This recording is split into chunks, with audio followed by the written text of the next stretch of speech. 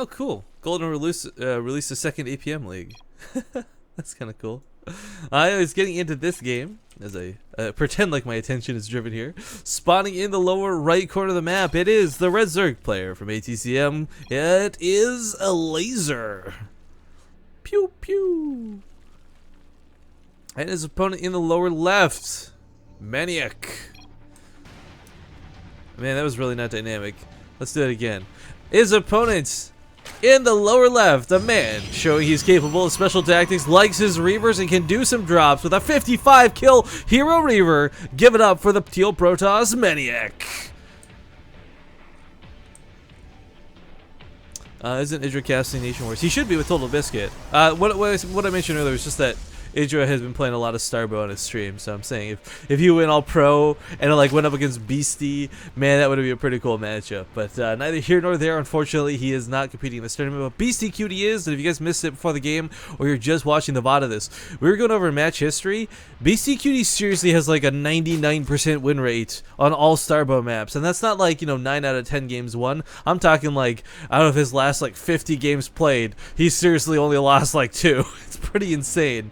Well, that's probably not an accurate number, probably more like 5 or 6, but still a very, very insanely good record currently going for Beastie Cutie. So definitely one of my favorites to take this tournament today. A lot of these players that are building up to him have been showing some promise. Maniac has, of course, got something cool in mind. By cool, I mean, dude, you're being a dick.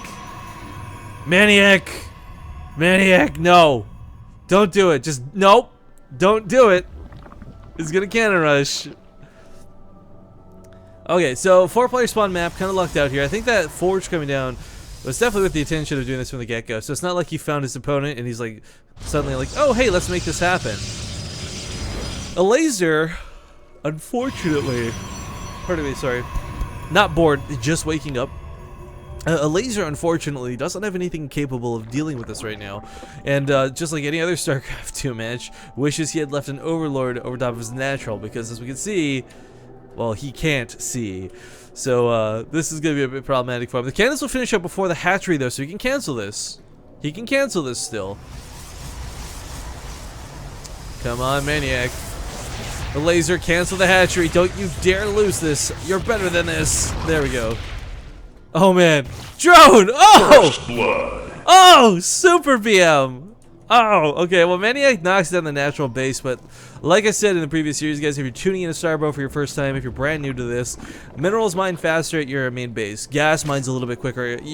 Drones actually technically, I believe, mine slower, but it's like you get more minerals per trip, so it's kind of like mining from a gold mineral patch, right? Unfortunately for now, there's not a lot he can do. Spread creep, get a spine crawler up here on the ledge. He can knock all these down, no problem, but that's quite some time off, and the Queen, of course, cannot attack. I don't know why the probe left. The Queen has to activate an ability called Enrage to actually attack. As you see, the inject larva.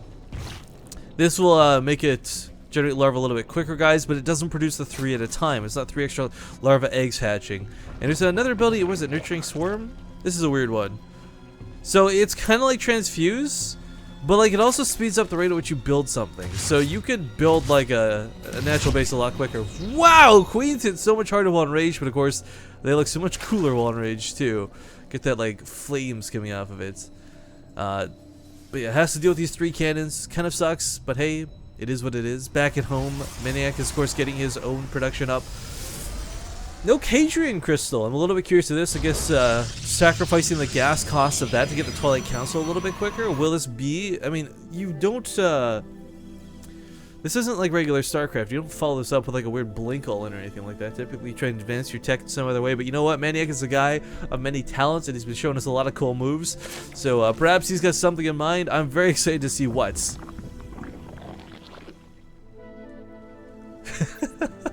Sorry, I'm just getting caught up in chat from that probe being a total dick. Yeah, wall set up here at the front does have cannon down. For those who don't know, by the way, what he can do as well, a big reason I was questioning the Cadrian Crystal is you can actually chrono boost cannons to make them attack 50% faster. So if he chrono boosted, say, 3 cannons, I don't think even a spine crawler with some lings would take these down very quickly.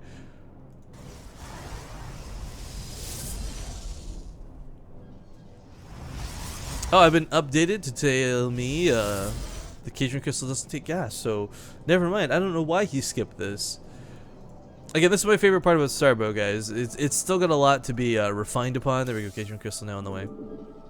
It's still got a lot to be refined upon, not just from players, but also from casting point of views too, because I'm not going to lie, I don't know the ins and out of this game like I do for regular StarCraft 2. So it's kind of just like a bit of guessing work here or there, and I will be wrong in some regards. So don't take everything I say to be like ultimate law. I've cast one tournament of this so far. Roaches coming out of a laser, though. I like this move. Roaches, of course, guys, are no longer that tier 1 unit, do acquire that layer tech, but really cool. Really cool to watch their burrow go off. One thing they changed about a lot of the sort of hidden aspects of the game, so by hidden I mean like cloak or burrow or what have you, is like they're kind of limited abilities. They don't have an infinite duration like they do in regular StarCraft 2, or rather going off of energy. So Dark Templar being the only units in the game to be permanently cloaked, I believe, as roaches cannot burrow indefinitely, but can burrow and move forward at a very fast-paced rate. Coming up here to deal with the cannons, though, not going to be too fun to deal with. Roaches are going to be pushed back immediately, and one will actually not get away. As you can see, by the way, fireballs! They did enhance the roach attack to make it look a little bit cooler, but it is still the same essential attack. Would like to see Tunnel finish up here in a moment's time. It's on the way. Like in the macro hatchery, definitely playing off well and secures his natural base. The problem is the laser. Oh god, he has no idea it's a Dark Templar follow-up. So that's where that gas was going, guys, and that's where this is gonna sting a little bit more for a laser. Oh god, he can make it overseer. He is making an overseer. I think he saw the shimmer. He's brought some roaches back home, but a couple of roaches. I don't know if that's necessarily gonna be enough. Maybe with the Queen in rage. Drones are certainly gonna die though. These are kind of like acceptable losses at this point, though. He's just trying to minimize what goes down. Does have to be careful. There we go. Overseer does complete, and looks like Dark Templar will try to be attacked. Queens? Actually, hold on. He did a full recall over there, guys, to bring the Dark Templar back home to keep it alive, but a roach bust at the front door. Tunnel is not quite done yet, but it will be in a moment, and Tunnel is going to allow a lot of maneuverability for our Zerg player. Maniac just got to go with it. Like, I don't actually have enough to deal with this. If he can take out the Overseer, he could definitely engage onto this, but making an Archon at the top of the ramp, his only real solution, his only real option right now. And I really want to see Tunnel get utilized before the game's done. Sorry, I guess I'm being corrected here. It's not called burrow, it's called tunnel. What they do is they burrow into the ground to move. Dark Templar's gonna get on top of this. Where's that Overseer? What's your moment ago? There we go. Now here to take out the Dark Templar. Archon is still gonna be pretty good against this, but the high ground advantage, he's gonna need to use what he can. That's what I'm talking about. That tunnel move. Oh my god. Talk about a shark attack. This Archon unfortunately will not live to see the light of another day. Zealots with charge finally being made actually could be a decent way to deal with this, but of course, despite the fact they are tunneled, they don't have the insane regen, so the roaches are not exactly the most durable things in the world, but the Zealots, unfortunately, are not numerous enough to deal with this, I fear. Still going to try and connect and take a swipe or two. Why did he peel off of that one that was almost dead? I don't know. But Maniac, you know, I'm a little sad to see him go. But you know what? And Laser handed this like a champ. He had that cannon rush in his face. He was forced to play off of one base, and he did it quite effectively. Probes being pulled here out of desperation. A couple Dragoons going to get involved in the fight. He might actually be able to clean up this first wave, but it's the reinforcements that are going to become more and more problematic. But instead, actually, a laser microing back the low roaches, burrowing them, sorry, tunneling them, as they've been corrected. Will try and keep them alive here. Barely loses one to some probes, but most of the probes have been killed off at this point. Not looking too good here for a laser, or sorry, for Maniac, but looks like a laser takes the game. I'm so bad, good game. I wouldn't say he was bad. He lost, though, that's for sure.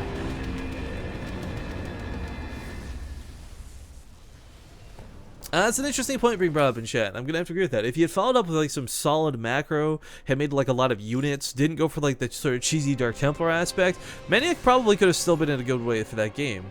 But unfortunately, that wasn't the case, and he just kind of yellowed in. Sad to see him go. Hope to see him in more tournaments, or at least more Starbow matches for sure. He was a fun guy to watch.